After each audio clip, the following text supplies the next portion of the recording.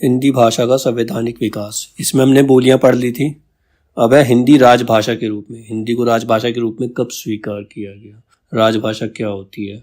हिंदी को भारत की राजभाषा के रूप में 14 सितंबर सन 1949 को स्वीकार किया। 14 सितंबर 1949 को हिंदी को भारत की राजभाषा के रूप में स्वीकार किया गया।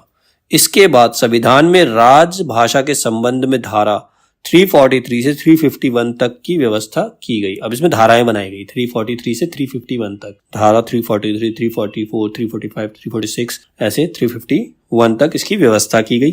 14 सितंबर का दिन प्रतिवर्ष हिंदी दिवस के रूप में मनाया जाता है। 14 सितंबर को हम हर साल हिंदी दिवस मनाते हैं। ये भारत का है, विश्व का नहीं है। भारत का हिंदी दिवस 14 सितंबर को मनाया जाता है क्योंकि 14 सितंबर 1949 को 1949 को हिंदी को भारत की राजभाषा के रूप में स्वीकार किया गया था। ठीक है। फिर है संविधान में प्रावधान। हिंदी भाषा को लेकर संविधान में क्या क्या प्रावधान किए गए हैं? भारतीय संविधान के भाग 17 में अनुच्छेद 343 से 351 तक राजभाषा का संविधान में प्रावधान किया गया है। भाग 17 है हिंदी भाषा के भारतीय संविधान के अंदर। भाग 17 में अनुच्छेद है, अनुच्छेद 343 से 351 तक अनुच्छेद है, जिसके अंदर राजभाषा के संविधान में प्रावधान किया गया है। तथा संविधान की 8वीं अनुसूची में 22 भाषाओं को मान्यता दी गई है। इसकी 8वीं अनुसूची के अंदर 22 भाषाओं को मान्यता दी गई है। 22 भाषाओं को इसके अंदर मान्यता दी गई है। मूल संविधान में 14 भाषाएं थी। जो हमारा संविधान, जब हमारा संविधान बना था तो उस टाइम पे संविधान में कितनी 14 भाषाएं थी। फिर उनमें संशोधन हुआ। संशोधन का मतलब होता है रेक्टिफिकेशन। संशोधन का मतलब रेक्टिफिकेशन, रेक्टिफिकेशन हुआ। संविधान 21वां संशोधन, संविधान के अंदर 21वां 21st संशोधन जो हुआ अधिनियम, उस अधिनियम के अंतर्गत 1967 द्वारा सिंधी के जोड़े जाने पर यह संख्या 15 हो गई। पहले मूल संविधान में 14 भाषाएं थी, लेकिन संशोधन के बाद 1967 के अंदर उसमें सिंधी को और जोड़ दिया, सिंधी भाषा को और जोड़ दिया, जिसे मिलाकर कितनी हो गई? 15 भाषाएं हो गई। कितनी भाषा हो गई? 15। फिर 71वें संशोधन अधिनियम 71 संशोधन अधिनियम में 1992 से कोंकणी, नेपाली और मणिपुरी को सम्मिलित कर दिए जाने पर वह संख्या 18 हो गई। फिर क्या किया? 1992 के अंदर जब 71 संशोधन हुआ तो उसके अंदर 3 भाषाएं और जोड़ दी, कोंकणी, नेपाली और मणिपुरी। इनको और सम्मिलित कर दिया तो टोटल भाषाएं कितनी हो गई? 18 हो गई, 18 हो गई। ठीक है। फिर 52वें संशोधन अधिनियम 2003, 92 संशोधन अधिनियम 2003 में इसमें बोडो, डोगरी, मैथिली और संथाली को सम्मिलित कर दिया गया, जिससे अब ये संख्या बढ़कर 22 हो गई। तो अब जो टोटल संख्या है वो कितनी है? 22। ठीक है। कितनी भाषाएं हैं संविधान के अंदर? 22। ठीक है। भारतीय संविधान का 8वीं अनुसूची में शामिल भाषाएं। भारतीय संविधान की जो 8वीं अनुसूची है, 8th अनुसूची, उसमें कौन कौन सी भाषाएं शामिल है? 8th सूची के अंदर कौन कौन सी भाषाएं शामिल है? तो उसके अंदर है असमिया, उड़िया, उर्दू, कन्नड़, कश्मीरी, कोंकणी, गुजराती और डोगरी। तो टोटली 8 भाषाएं सम्मिलित हैं। 8वीं अनुसूची के अंदर टोटल 8 भाषाएं, 8 नहीं आगे और है, तमिल, तेलुगु, नेपाली, पंजाबी, बांग्ला, बोडो, मणिपुरी, मराठी, मलयालम, मैथिली, संथाली, संस्कृत, सिंधी और हिंदी। ये टोटल 22 भाषाएं हैं। ठीक है। अब इनकी संवैधानिक स्थिति क्या है? संवैधानिक स्थिति, संविधान में इनकी स्थिति क्या है? इनकी स्थिति के बारे में पढ़ते हैं। संसद में प्रयोग की जाने वाली भाषा, अनुच्छेद 120, संसद में कार्य हिंदी में या अंग्रेजी में किया जाएगा। मतलब जो अनुच्छेद 120 है, 120, उसके अंदर ये लिखा हुआ है संसद का जो भी कार्य होगा वो या तो हिंदी में किया जाएगा या अंग्रेजी में किया जाएगा। विधानमंडल में प्रयोग की जाने वाली भाषा, इसका अनुच्छेद 210, ये इंपॉर्टेंट है। अनुच्छेद 120 के अनुसार संसद का कार्य हिंदी या अंग्रेजी में किया जाएगा। संसद में प्रयोग की जाने वाली भाषा है, संसद के अंदर कौन सी भाषा प्रयोग की जाएगी? या तो हिंदी या इंग्लिश। अनुच्छेद 120, ये संसद में प्रयोग की जाने वाली भाषा। अनुच्छेद 120 संसद में प्रयोग की जाने वाली भाषा। विधानमंडल में प्रयोग की जाने वाली भाषा, ये है अनुच्छेद 210। इसके अकॉर्डिंग राज्य के विधानमंडल में कार्य राज्य की राजभाषा या राजभाषाओं में या हिंदी में या अंग्रेजी में किया जाएगा। राज्य की राजभाषा कैसे? जैसे तमिलनाडु है, वहां की राजभाषा तमिल है, उन्होंने हिंदी को स्वीकार नहीं किया, तो वो तमिल में, वहां के विधानमंडल में जो कार्य किया जाएगा तमिल में किया जाएगा। जहां पर हिंदी को मानते हैं वहां हिंदी में किया जाएगा या फिर अंग्रेजी में किया जाएगा। तो यहां पर 2 चीजें, अनुच्छेद 120 ये है संसद में प्रयोग की जाने वाली, अनुच्छेद 210 ये है विधानमंडल में प्रयोग की जाने वाली भाषा। तो अनुच्छेद 120 में जो है संसद में प्रयोग की जाने वाली भाषा वो या तो हिंदी होगी या अंग्रेजी होगी संसद के अंदर, लेकिन विधानमंडल के अंदर वहां के राज्य की राजभाषा या फिर हिंदी या फिर अंग्रेजी, ठीक है, ये तीनों में से कोई भाषा यूज की जा सकती है विधानमंडल में। तो ये फर्क है दोनों में, ठीक है, डिफरेंस है। 120 संसद में प्रयोग की जाने वाली भाषा, 210 विधानमंडल में प्रयोग की जाने वाली भाषा, ये इंपॉर्टेंट है। फिर 343 से लेके 351 तक, अनुच्छेद 343 से लेके 351 तक एक्सप्लेन किया गया है। पहला है संघ की राजभाषा, संघ की राजभाषा अनुच्छेद 343। अब संघ की राजभाषा क्या है? संघ की राजभाषा हिंदी और लिपि देवनागरी हो। संघ जो है उसकी राजभाषा हिंदी होगी और उसकी हिंदी की जो लिपि है वो देवनागरी है। संघ को शासकीय प्रयोजनों के लिए प्रयोग होने वाले अंकों का रूप भारतीय अंकों का अंतरराष्ट्रीय रूप होगा। फिर है राजभाषा के संबंध में आयोग और संसद की समिति, यह है अनुच्छेद 344। अनुच्छेद 344 में क्या है? राजभाषा के संबंध में आयोग और संसद की समिति। इसके अकॉर्डिंग क्या है? राष्ट्रपति इस संविधान के प्रारंभ से 5 वर्ष की समाप्ति पर, मतलब इस संविधान के स्टार्टिंग से 5 वर्ष तक और तत्पश्चात ऐसे प्रारंभ से 10 वर्ष की समाप्ति पर आदेश द्वारा एक आयोग गठित करेगा जो एक अध्यक्ष और 8वीं अनुसूची में निर्दिष्ट विभिन्न भाषाओं का प्रतिनिधित्व करने वाले ऐसे अन्य सदस्यों से मिलकर बनेगा जिनको राष्ट्रपति नियुक्त करे। मतलब अलग अलग भाषाओं के जो लोग हैं उनको राष्ट्रपति नियुक्त करेगा, ठीक है, फिर उनकी भाषाओं को इस्तेमाल किया जाएगा। यह अनुच्छेद 344 है।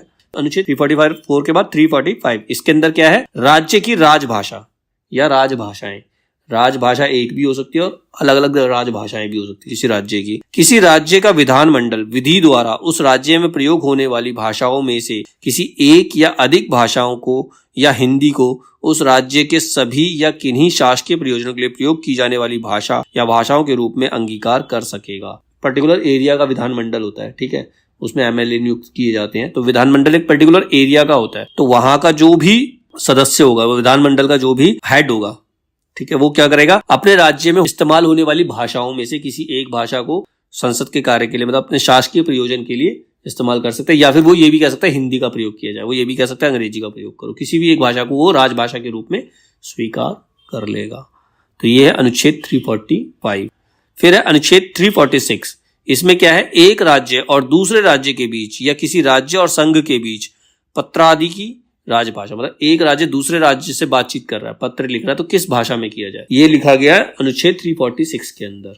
तो इसमें क्या है? संघ में शासकीय प्रयोजन के लिए प्रयोग किए जाने के लिए तत्समय प्राधिकृत भाषा एक राज्य और दूसरे राज्य के बीच तथा किसी राज्य और संघ के बीच पत्रादि की राजभाषा होगी। मतलब वो डिसाइड किया जाएगा एक राज्य दूसरे राज्य से किस भाषा में बातचीत करेगा, किस भाषा में वो कम्युनिकेट करेगा। तो वो है अनुच्छेद 346 के अंदर।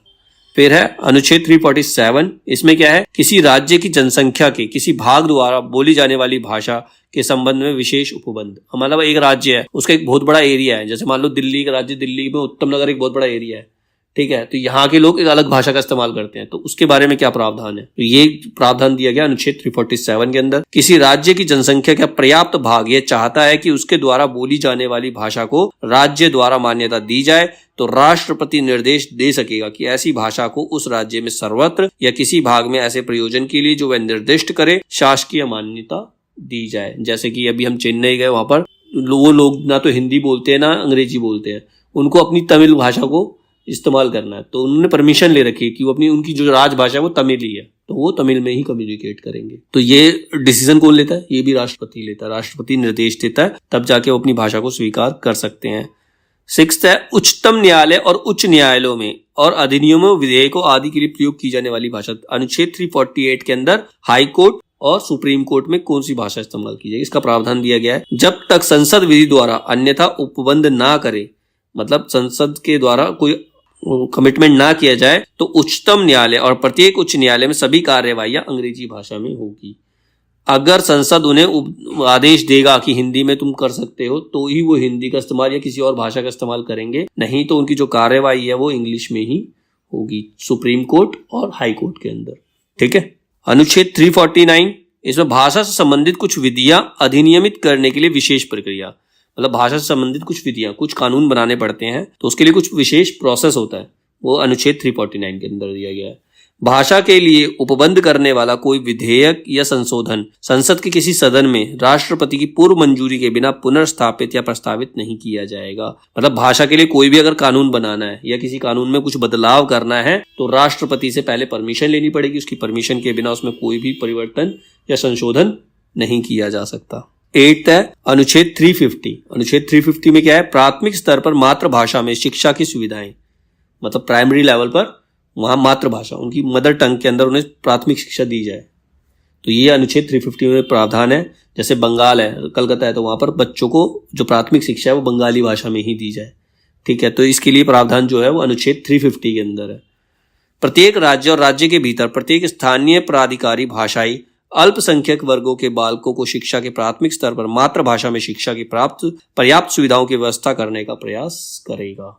मतलब किसी एरिया के अंदर वहाँ की जो मातृभाषा है उसमें बच्चों को उस मातृभाषा में पढ़ाया जाएगा, उनको उस मातृभाषा की शिक्षा दी जाएगी। भाषाई अल्पसंख्यक वर्गों के लिए एक विशेष अधिकारी होगा जिसे राष्ट्रपति नियुक्त करेगा, जो ये देखेगा कि इस कानून का पालन हो रहा है या नहीं। 9 है अनुच्छेद 351। इसके अंदर हिंदी भाषा के विकास के लिए निर्देश दिए गए हैं। संघ का यह कर्तव्य होगा कि वह हिंदी भाषा का प्रसार बढ़ाए, ज्यादा से ज्यादा यूज करने के लिए लोगों को उकसाए, उसका विकास करे, जिससे वह भारत की सामासिक संस्कृति के सभी तत्वों की अभिव्यक्ति का माध्यम बन सके।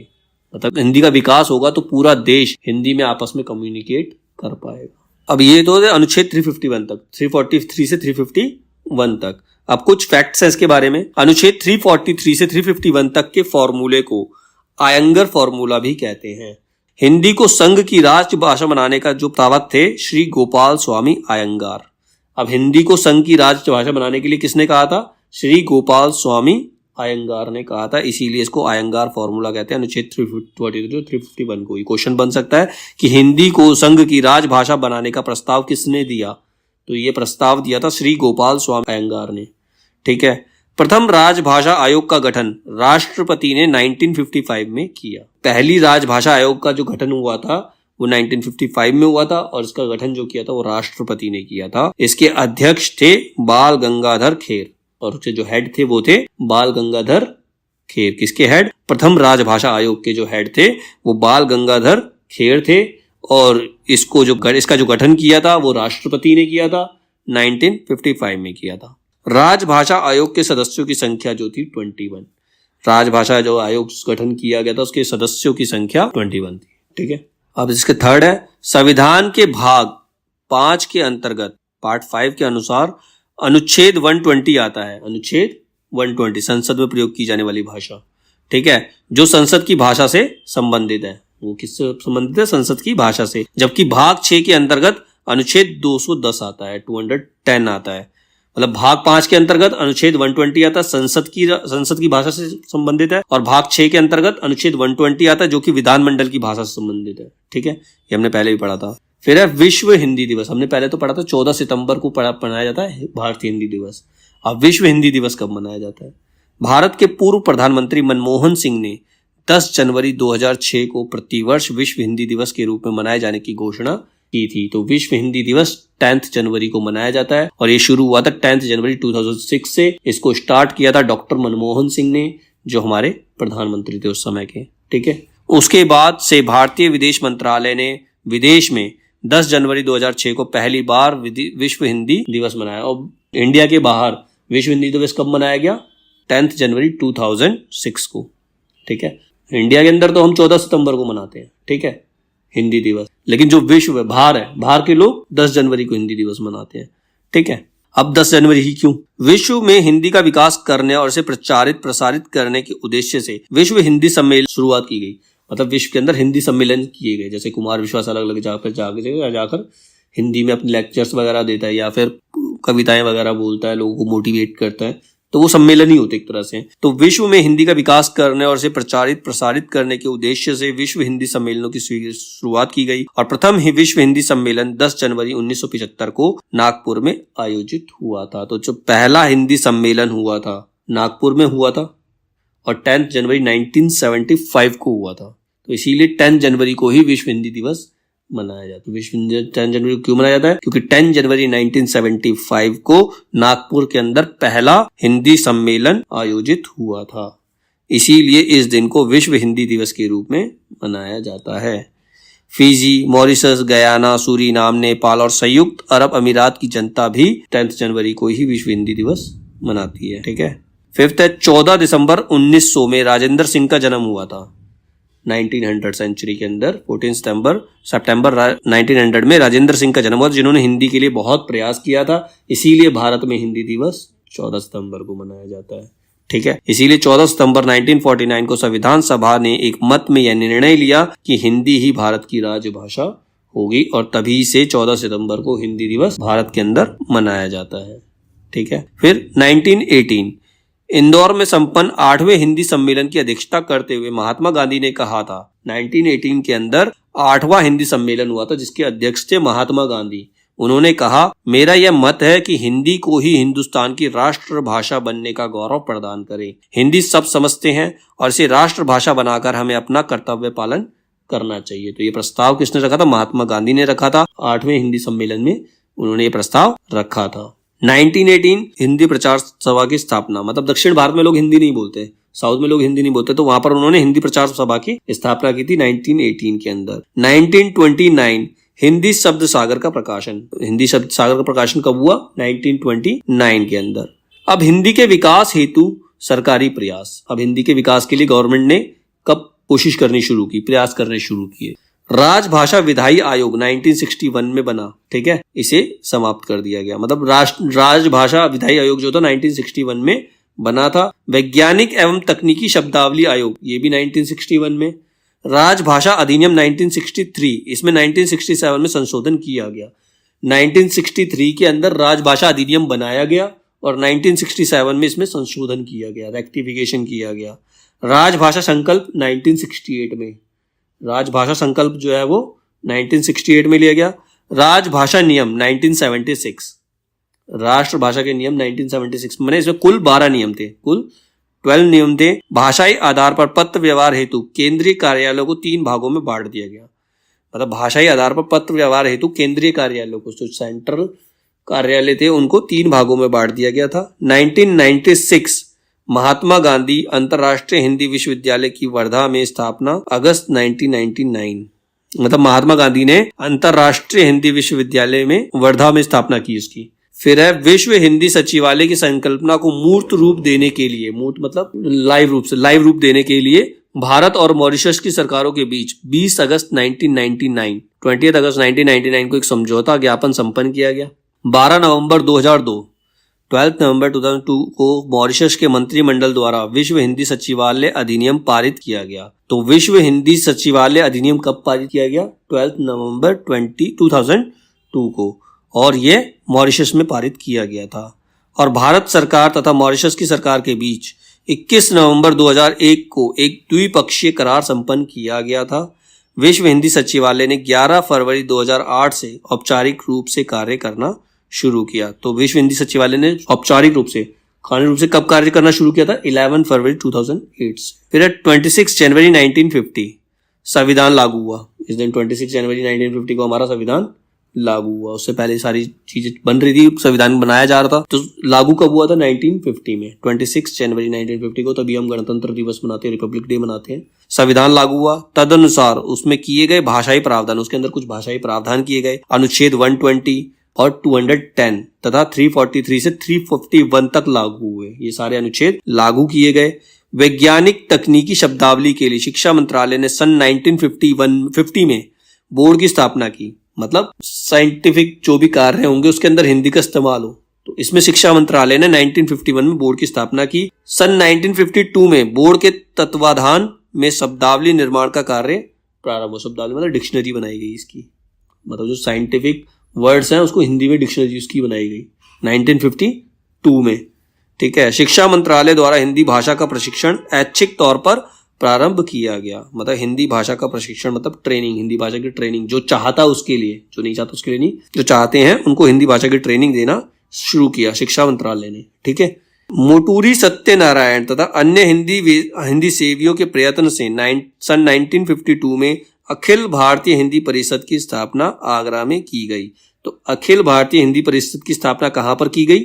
आगरा में की गई। क्वेश्चन बनता है, अखिल भारतीय हिंदी परिषद की स्थापना आगरा में की गई और कब की गई थी? 1952 में। और उसका प्रयास किसने किया था? मोटूरी सत्यनारायण और कुछ हिंदी से जो हिंदी को अच्छा समझते। तो मेन कौन थे? मोटूरी सत्यनारायण। और बाकी हिंदी सेवियों के प्रयत्न से 1952 में अखिल भारतीय हिंदी परिषद की स्थापना आगरा में की गई थी।